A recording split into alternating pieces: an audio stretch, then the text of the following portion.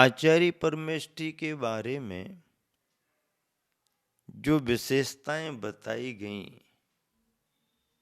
और सर्वार्थ सिद्धि की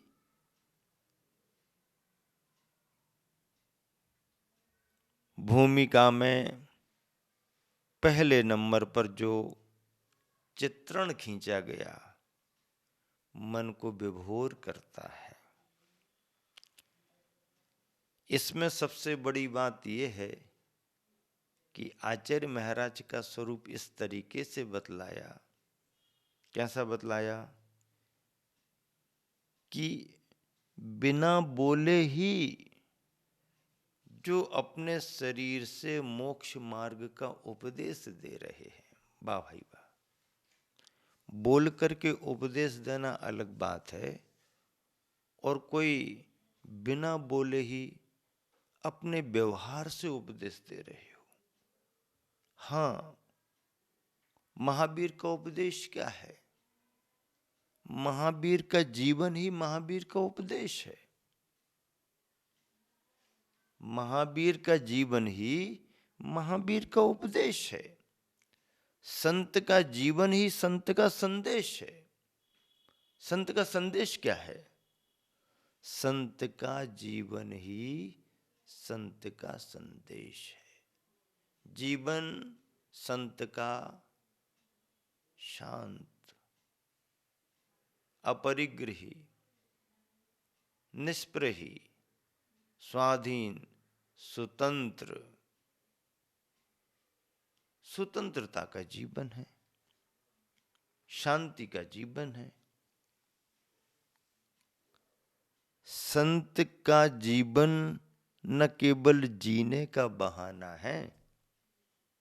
संत का जीवन न केवल जीने का बहाना है। संत का जीवन न केवल सांसों का खजाना है। संत का जीवन न केवल जीने का बहाना है। संत का जीवन न केवल सांसों का खजाना है। संत का जीवन तो है लालिमा पूरब दिशा की। संत का जीवन तो है लालिमा पूरब दिशा की। अरे संत का काम तो है सारी धरती को जगाना है। संत का काम तो सारी धरती को जगाना है। संत तो संत हैं। संत को किसी पंथ से मत बांधो। संत संत ही होते हैं। क्या कहते हैं? जात न पूछो साधु की, पूछ लीजियो ज्ञान। मोल करो तलवार का, पड़ी रहन दो म्यान। अरे म्यान की कीमत पूछ रहे कि तलवार की कीमत?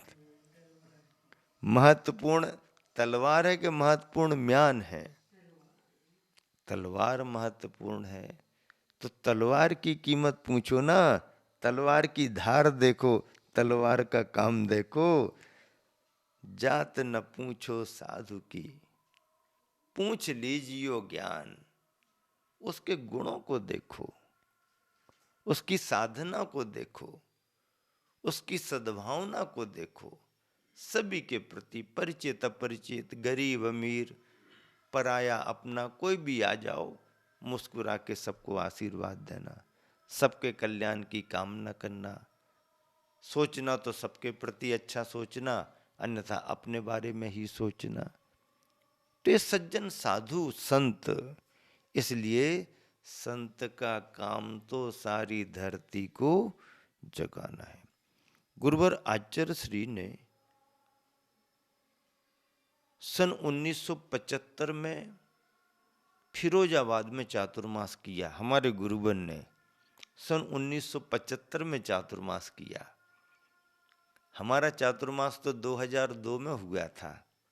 1975 की बात कर रहे हैं। 1975 में आज कितना अंतर आ गया। उस समय समाज में उतना परिचय नहीं था। समाज मुनियों से उतनी निकटता नहीं रखती थी। समाज के कुछ वर्ग के लोग मुनियों को यूं मानते थे कि ये तो अपने ही तप करते रहते हैं, ज्ञान वगैरह समाज को मिलता नहीं है। लेकिन आचार्य श्री को जब फिरोजाबाद वालों ने देखा तो उनकी तमाम धारणाएं बदल गईं। एकांत मत रखने वाले, संघों से मुनियों से दूर रहने वाले मुमुक्षु भी अपनी अज्ञानता छोड़ छोड़, अहंकार छोड़ छोड़ गुरु चरणों में आने लगे। सेठ छदामी लाल जी भी पहले इच्छुक नहीं थे गुरुवर को रोकने में, और जब उनको विशेषताएं मालूम चली, आचार्य का परिचय हुआ, तो पागलों की तरह उनके पीछे लगे रहते थे, पीछे लगे रहते थे, पीछे ही लगे रहते थे। पूरे 4 महीना पीछे लगे रहे। ऐसे ढेर सारे संस्मरण हैं। मैंने संत शिरोमणि प्रवचन माला में सारे संस्मरण अच्छे तरीके से सुनाए हैं सभी को। आप उन्हें सुना करें, देखें, समझें। तो प्राचार्य नरेंद्र प्रकाश जी फिरोजाबाद वाले पंडित जी थे। तो उन्होंने आचार्य श्री के व्यक्तित्व पर कुछ पंक्तियां लिखी। रत्नात्रय से पावन जिनका यह औदारिक तन है, गुप्त समिति अनुप्रेक्षा में रत रहता निस्दिन मन है। सन्मत युग के ऋषि सा जीवन बीत रहा हर क्षण है। त्याग तपस्या लीन यति और प्रवचन कला प्रवन है। तत्वों का होता निश्चिंतन, मंथन और मनन है। विद्या के इन सागर को मम सत सत बार नमन है, मम सत सत बार नमन है। ऐसी पंक्तियां उन्होंने लिखी। वो पंक्तियां काफी प्रचलित हुई। रत्नात्रय से पावन जिनका यह औदारिक तन है, बहुत अच्छी वो पंक्तियां सारगर्भित रहीं, लोगों के मुंह जबानी याद हुई। ऐसे दिगंबर आचार्यों की मुद्रा देख करके बिना बोले ही लोग प्रभावित होते हैं। मैंने सन 80 में देखा, मैं तो ब्रह्मचारी था, जहां पर घोर जंगल, निर्जन वन, रात में लालटेन से ही काम चलाना पड़ेगा। सांप बिच्छू भी निकल आए तो कोई देखने वाला नहीं। और वहाँ की जो प्राचीन धर्मशाला बनी हुई थी संघ के रहने के हिसाब की, गुफानुमा बैठ जाओ तो रात में कोई आवाज नहीं, कोई गाड़ी वाहन की आवाज नहीं, कोई आदमियों की आवाज नहीं, सब सुनसान। पत्तों की साए साए हवा, हवा साए साए, और पत्तों के बीच में खड़बड़ाहट, इसके अलावा कुछ नहीं।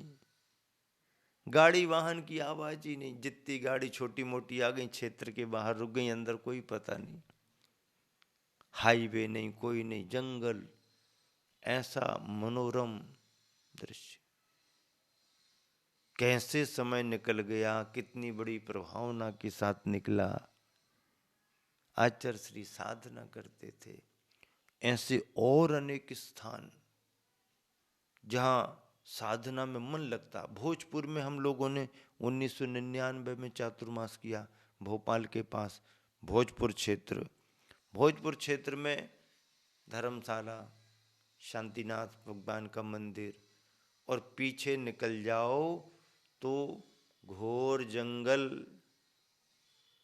कमंडल उठा करके अपने चले जाओ, कहीं भी पिछी लगाओ, किन्हीं भी झाड़ियों के पास बैठे रहो, किसी को पता ही ना पड़े।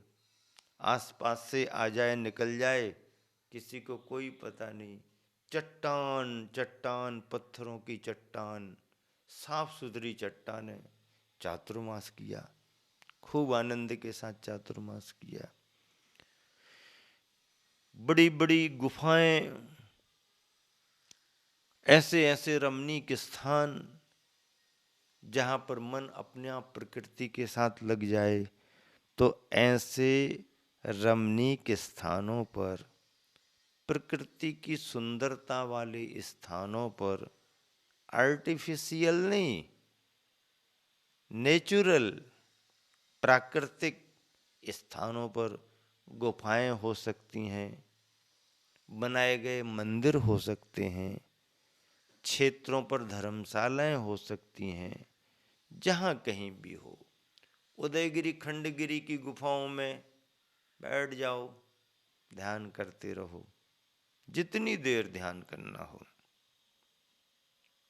8 दिन रहे थे गुरु महाराज चर्षि, 8 दिन रहे उदयगिरी खंडगिरी उड़ीसा में।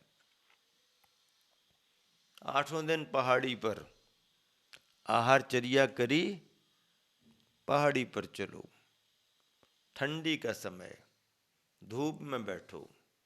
गुफा के अंदर जाकर के बैठना है तो गुफा के अंदर बैठो, मच्छर नहीं, मक्खी नहीं, कुछ नहीं, साफ सफाई गुफाओं में, ध्यान करो, स्वाध्याय करो। ऐसे निर्जन एकांत स्थान तपस्वियों के लिए तपस्या के योग्य होते हैं। ऐसे आचार्य परमेष्टि के बारे में कहा जा रहा, युक्ति तथा आगम में कुशल हैं। आगम में कुशल का मतलब है शास्त्रों के ज्ञाता, शास्त्रों के ज्ञाता, आगम के जानकार, चारों अनुयोगों के ज्ञाता, सैद्धांतिक ग्रंथों को जानते हैं, दार्शनिक ग्रंथों को जानते हैं, जीव सिद्धांतों को, कर्म सिद्धांतों को जानते हैं। ऐसे आगम के ज्ञाता, आगम में कुशल, युक्ति में भी कुशल। हाँ, तर्क भी देते हैं, ऐसा थोड़ी है आगम में जो लिखा है वो लिखा है, जो लिखा है उसे तर्क से सिद्ध करते हैं। तर्क से सिद्ध करना पड़ता है। तर्क की कसौटी पर तत्व को कसना ही चाहिए, तर्क की कसौटी पर कसना चाहिए। यदि तर्क की कसौटी पर तत्व को नहीं कसा गया तो उसमें निखार कैसे आएगा, उसमें चमक कैसे आएगी। तत्व में चमक लाने के लिए तर्क की कसौटी पर कसना पड़ेगा ना। सोने को भी कसौटी पर कसा जाता तभी तो वो चमकता है। हाँ, तो तत्व को कसौटी पर तो कसना चाहिए, लेकिन कैंची से कुतरना नहीं चाहिए। तर्क क्या है? तर्क कसौटी है, कैंची नहीं है। क्या सुन रहे कि नहीं सुन रहे? ध्यान से। हाँ, क्या है?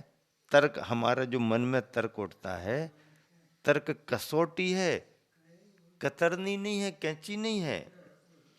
कैंची का काम कुतरना है और कसौटी का काम कसना है। इसलिए तत्व को कसौटी पर तो कसना चाहिए, लेकिन कुतर्क करके उसे कतरना नहीं चाहिए। तर्क कसौटी है और कुतर्क कैंची कतरनी है। हानि कैंची कतरनी से है, कसौटी से नहीं है। तो युक्ति में, आगम में कुशल, युक्ति तर्क देते हैं। हाँ, लॉजिक तो होना ही चाहिए। आचार्य लॉजिक देते ना। एक युवा, पढ़े लिखे युवा ने आकर के आचार्य को पूछा, हम लोग उस समय मध्य प्रदेश में विहार कर रहे थे, वर्तमान का आज का छत्तीसगढ़, संभवतया राजनांदगांव या दुर्ग की बात है, राजनांदगांव की बात है शायद। आचार्य श्री बैठे हुए थे, श्रद्धालु आ रहे जा रहे। एक युवा ने आकर के गुरुदेव से प्रश्न किया कि आपका बिजनेस क्या है? क्या पूछ लिया? आपका बिजनेस क्या है? अब अप्रत्याशित प्रश्न था। ऐसे प्रश्न अटपटे और मर्यादा विहीन टाइप के कोई थोड़ी पूछता है, लेकिन पढ़ा लिखा था, उसको पूछने में आया, उसने पूछ लिया, आपका बिजनेस क्या है? क्योंकि कुछ दिखता तो है नहीं और इतनी भीड़ भाड़ लोग आ रहे जा रहे, तो आपका बिजनेस क्या है? आचार्य क्या उत्तर दें? आचार्य ने तुरंत उत्तर दिया, मैं सुन करके बिल्कुल खो गया अपने आप में कि कितना सटीक सधा हुआ, बिना विचलित हुए। अन्यथा क्या बात करते हो तुमको ये भी मालूम नहीं, हम बिजनेस व्यापार कर रहे हैं क्या? ऐसा भी कैसा? लेकिन नहीं, युवा है, पढ़ा लिखा है, पूछ रहा, पूछने दो। आचार्य की यही तो खासियत है। तो उसने कहा आपका बिजनेस क्या है? तो आचार्य कहते हैं business is my business. Business व्यस्त रहना ही हमारा व्यापार है, अपने में व्यस्त रहना ही हमारा व्यापार। Business is my business.